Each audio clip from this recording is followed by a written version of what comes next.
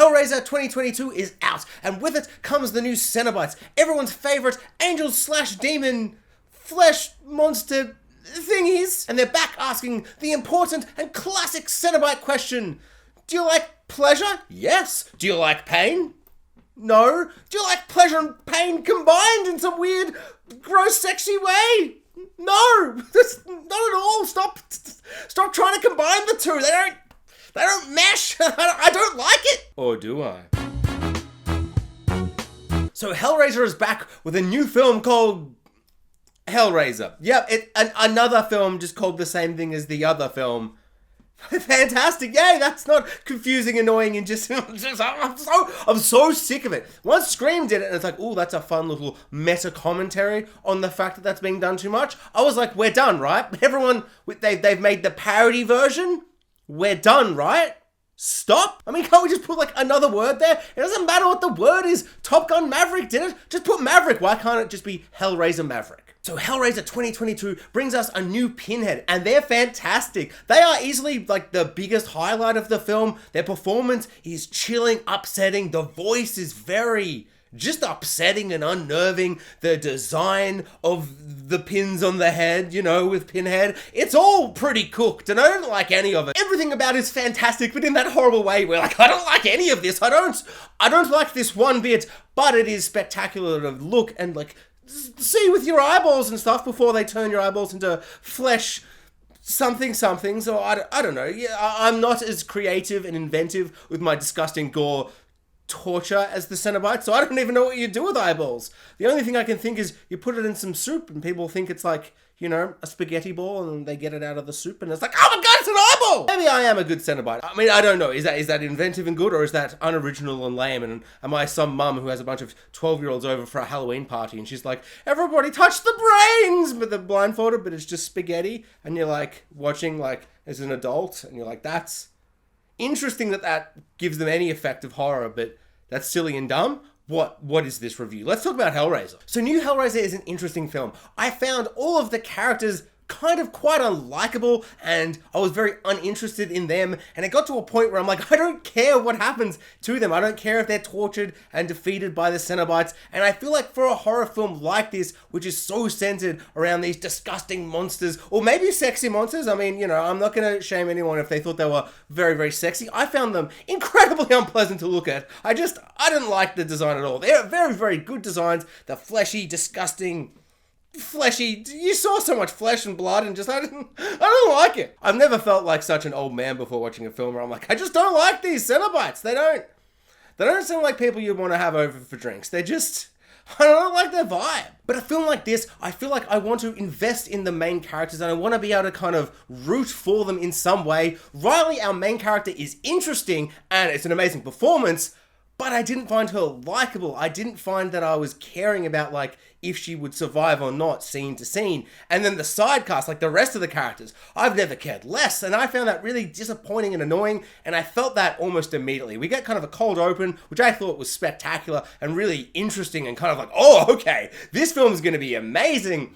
Then we get introduced to our main characters and almost immediately I just felt like I was checked out. I was zoned out. I don't know if it's a case of like sitting and watching it at home. It's not at cinemas. I think maybe at the cinema, I would have been kind of like more absorbed because I'm forced to sit there. Like there's no way I can check my phone to see if there's like work emails or work texts or like, you know, checking like, you know, TikTok or like just playing a chicken game of Clash Royale. Not that I did those, but I had the option. I kept like looking at my phone sometimes. I was like eating food and I felt like I was looking down and like paying more attention to my food at times because I felt like I was just disinterested in the people who are like in this world. And some of the shots of the Cenobites and the production design of like, there's one house in particular where there's like things happening in the house, which I won't spoil here, but it's spectacular on a set design level, on just like a visual level. There are some really interesting kind of modern versions of like the original Hellraiser where like the Cenobites would arrive and it would kind of morph into like their demon world of hell or whatever. I don't know. I've only seen the original and it's very vague what is going on, which I kind of like. I'm sure in the 237 sequels that they did make,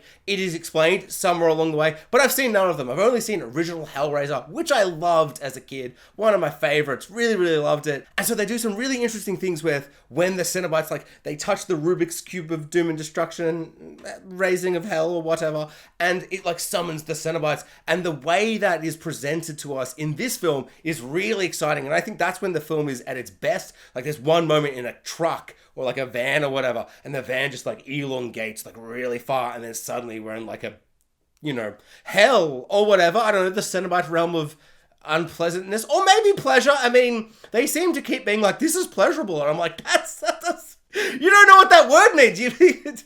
You're getting the translations mixed up there. Or maybe I'm just an old man and I don't understand, you know, the nuances of fun, sexy times. But for me, just it's a big no. The fact of this film that I found really engaging and interesting was that it just wasn't like a remake or a reboot. It wasn't just essentially Hellraiser again. Like, I'd recently rewatched Hellraiser knowing this was coming out, like the original recipe Hellraiser, and I was like, oh man, I remember this so vividly from my childhood. As a kid, when I was like essentially 15 to 22-ish, I was obsessed with body horror, gore, just crazy, wild stuff. But I always felt like I tilted towards more of like that comedic side of it. Like, for about 10 years, my favorite films were Brain Dead by Peter Jackson, Dead Alive for some people in America, I think, and maybe some other countries. But Peter Jackson's zombie film where they're all like, zombies, but it's fun. It's fun and silly and kind of campy in a way, and Evil Dead 2. But even though I enjoyed the movies that were more comedic, like Return of the Living Dead, I still really, really loved films like Hellraiser, The Thing, a third example I can't think of. Films that were super gory and horrible and dark and disgusting and gory and gooey and body horror, but without that kind of comedic touch. But now as an adult, now as kind of, you know, a more mature man, a man with grey hairs that he doesn't like discussing, but every time he looks in the mirror, he's like, no, there's too many! There's not that many, but there's still too many. I find myself not loving the body horror gore, just disgusting, blah. Like a film like The Thing, that still like really speaks to me because of like the story and the characters as they journey through it. And there's something about that old school gore where it's just so slimy and gross, and you can see like there's no CGI, the practical effect, and I'm kind of wowed on a practical level at the horribleness of all the gore and the mayhem. Whereas a new movie like this, something about, maybe it's just the nostalgia of watching films that I did love as a kid as well, whereas watching something like this, it just felt a bit unpleasant, a bit kind of mean, like mean-spirited, and a bit kind of like evil, like not in the gross torture porn way, but there were moments, even though it's not that violent and not that gratuitous in its violence, I found a bit kind of off-putting, where I was like, I don't root for any of these characters to survive or live, and the Cenobites are so cruel and horrible and disgusting, but also in this really nonchalant way. The way Pinhead and all their Cenobite friends, they're just like so like calm and like collected and just like emotionless, which was really upsetting and off-putting. And I think if you love Hellraiser and all the Hellraiser franchise, I mean, I don't know what the sequels are like. I've heard they get worse and worse and worse. But so I have no idea. I've not seen any of them. But I imagine if you love this world and the Cenobites and all this kind of crazy Hellraiser stuff, and you've got the little Rubik's Cube of Doom doing its thing and you touch and it's like, oh no, evil's here. I think you'll really, really like this. It's a modern take. It's an interesting, fresh, new take. But for me, I just suddenly realized, oh, maybe this isn't the horror film for me anymore. Does that mean it's a bad film? Absolutely not. This might be one of the best films or most competently made films that I've not loved or really enjoyed that much that I've reviewed on my channel at all. Like, often I feel like I'll watch something and I'll be like, oh no. Here's 1, 2, 3, 4, 5 reasons why this doesn't work. Not objectively, still very subjectively, but I feel like I have like a reason and a point, and I'm like, no, I think this is like a sound reason to dislike this. But for this, I'm not sure, because I just felt like a movie that wasn't for me. Like, there were certain moments and characters and like things would happen like in the third act where I'm like, oh, that's kind of interesting. I'm checked out at this point because I just don't care about anyone, but that is interesting, and I think that would be really, really cool if you were loving this film.